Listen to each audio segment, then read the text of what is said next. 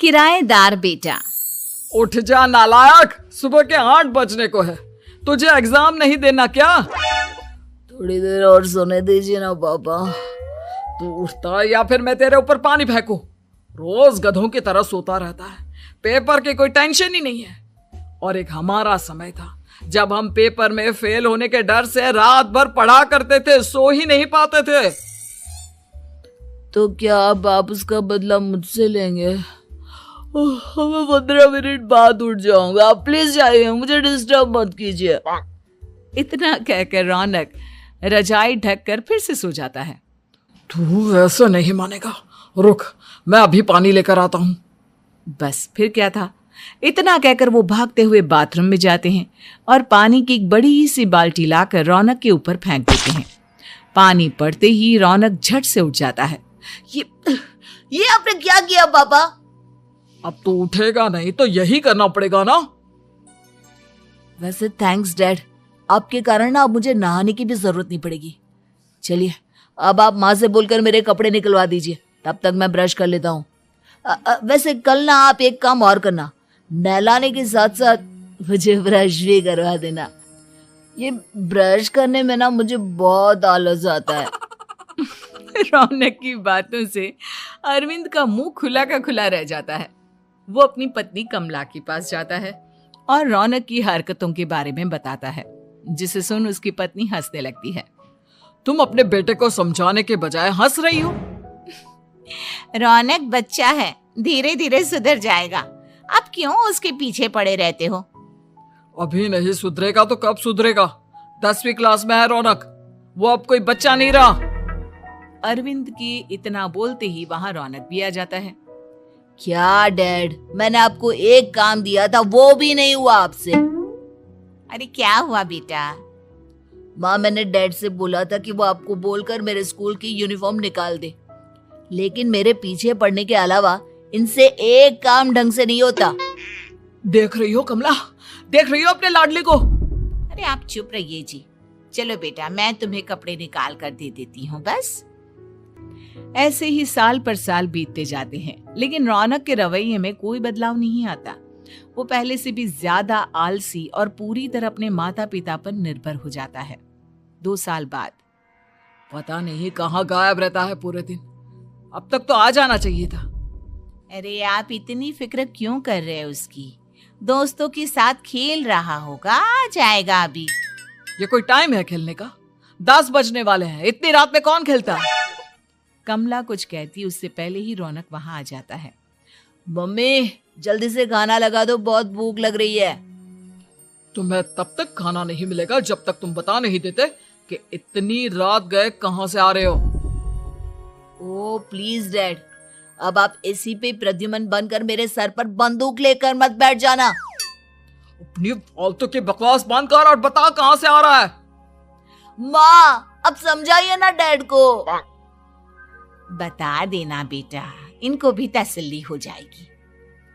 आप बोल रही हैं तो बता देता हूँ, मैं दोस्तों के साथ मूवी देखने गया था, इसलिए देर हो गई। तो इन सब चीजों में मेरे पैसे उड़ाता है। कभी 1 रुपया कमाने के बारे में सोचा है तूने? जब देखो हवा की तरह पैसे उड़ाता रहता है। माँ अब आप इन्हें चुप करा दीजिए, वरना ना मुझे गुस्सा आ जाएगा। अच्छा क्या कर लेगा? बता ना, क्या कर लेगा तू? वैसे बात तो ठीक ही है, मैं कर ही क्या सकता हूँ, पैसे तो फिर भी मैं आपसे ही मांगूंगा ना। चलिए अब ये सब बात छोड़िए और मम्मी मेरे लिए खाना लगा दीजिए। अभी लगा देती हूँ बेटा। मैं बता रहा हूँ कमला, एक दिन ये ऐसे ही बिगड़ जाएगा। ओफो, आप क्यों इतना पीछे पड़े रहते हो मेरे बच्चे के? बात की बाद में देखेंगे, अभी आप शांति से उसे खाना खाने देंगे। अगले दिन डैडी मुझे 10,000 रुपए चाहिए। हाँ? अब इतने पैसे क्यों चाहिए तुझे? डैड आप बिना सवाल किए कभी पैसे नहीं दे सकते क्या? जब तक तू बताएगा नहीं तुझे पैसे भी नहीं मिलेंगे। अरे अब आप अपने बेटे को पैसे भी नहीं दे सकते? नालायक, तेरी उम्र के लोग नौकरी करते हैं और एक तू है जो नौकरी करने का नाम ही नहीं लेता कभी। आप लोगों के होते हुए भला मैं नौकरी क्यों करूं? अरे हम कब तक पैसे देंगे तुझे? तुझे भी तो अपने पैरों पर खड़ा होना होगा ना। कौन सा उधार के पैरों पर खड़ा हूं? अपने ही तो पैरों पर खड़ा हूं मैं। इसी तरह रौनक दिन प्रतिदिन लापरवाह होता जाता है। उसकी लापरवाही को देखते हुए अरविंद और कमला अपने बेटे की शादी कराने का फैसला लेते हैं और 1 महीने के अंदर अंदर ही रौनक की शादी मेघा नाम की लड़की से करा देते हैं। शादी के कुछ दिन बाद, रौनक, मुझे एक अच्छी सी साड़ी चाहिए, आप ला दोगी ना? हाँ, क्यों नहीं।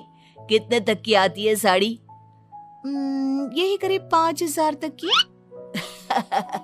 तुम चिंता मत करो, मैं आज ही डैडी से पैसे मांगकर तुम्हारे लिए साड़ी ले आऊंगा। आप कब तक ऐसे ही अपने पापा से पैसे मांगते रहेंगी? कोई अच्छी सी नौकरी क्यों नहीं कर लेते आप? अरे डैड के होते हुए मुझे नौकरी करने की जरूरत ही क्या है?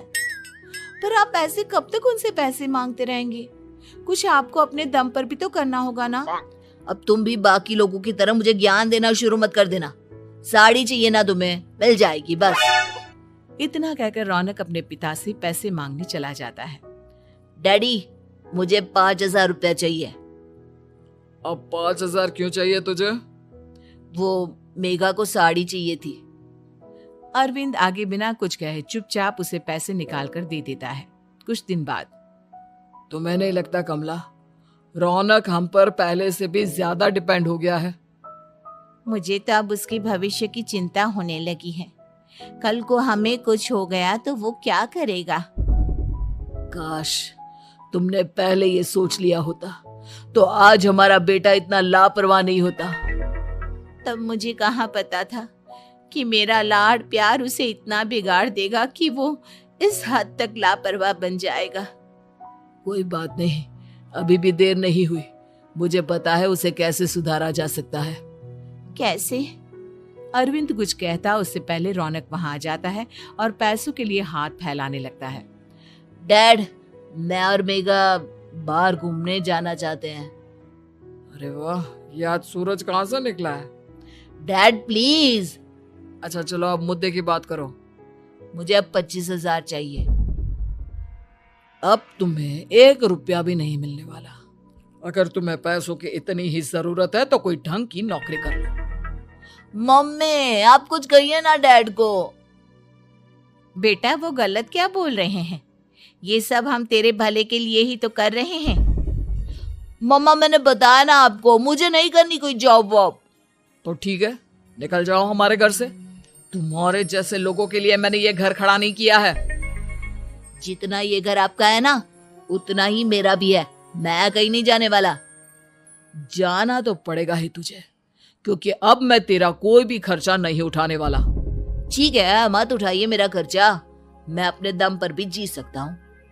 तो बेशर्मों की तरह अब तक यहाँ क्यों खड़ा है? अपना सामान ले और निकल जाए यहाँ से। रौनक पैर पटकते हुए वहां से चला जाता है। घर से निकालना जरूरी है क्या उसे? बिना पैसों के कौन रखेगा उसे किराए पर? अगर उसका भविष्य सुधारना है तो हमें अपने दिल पर पत्थर रखकर ये कदम उठाना ही होगा।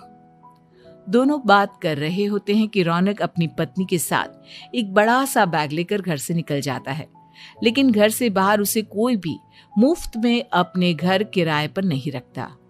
अंत में थक हार कर वो फिर से अपने घर चला जाता है। क्या हुआ?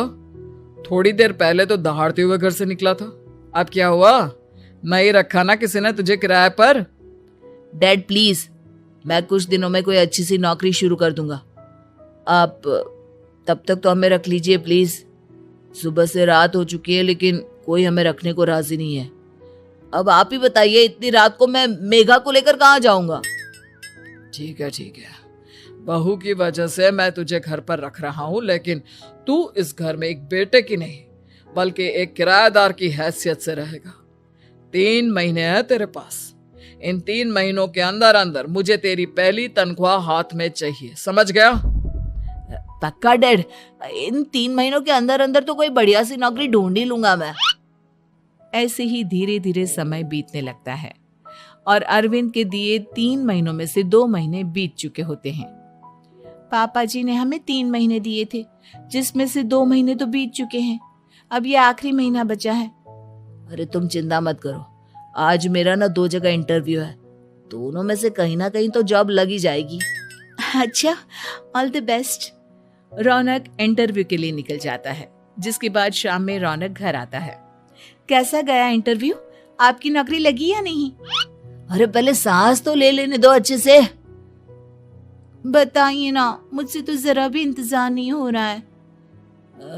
वो दरअसल बात यह है कि मेरी नौकरी तो लग चुकी है, लेकिन पैसे बहुत कम है। कितने पैसे हैं? 15,000। इतने में अरविंद और कमला मिठाई का डिब्बा लेकर आ जाते हैं। बधाई हो बेटा। हम जानते थे तेरी जॉब जरूर लगेगी। लेकिन मेरी सैलरी बहुत कम है मम्मा। कम है तो क्या हुआ, धीरे धीरे बढ़ जाएगी। हाँ बेटा, हम तो बस चाहते थे कि तू अपने पैरों पर खड़ा हो जाए। मतलब अब आप मुझे घर से नहीं निकालेंगे? नहीं, ये सब हमने तुझे जिम्मेदार इंसान बनाने के लिए किया था। Thank you mummy papa.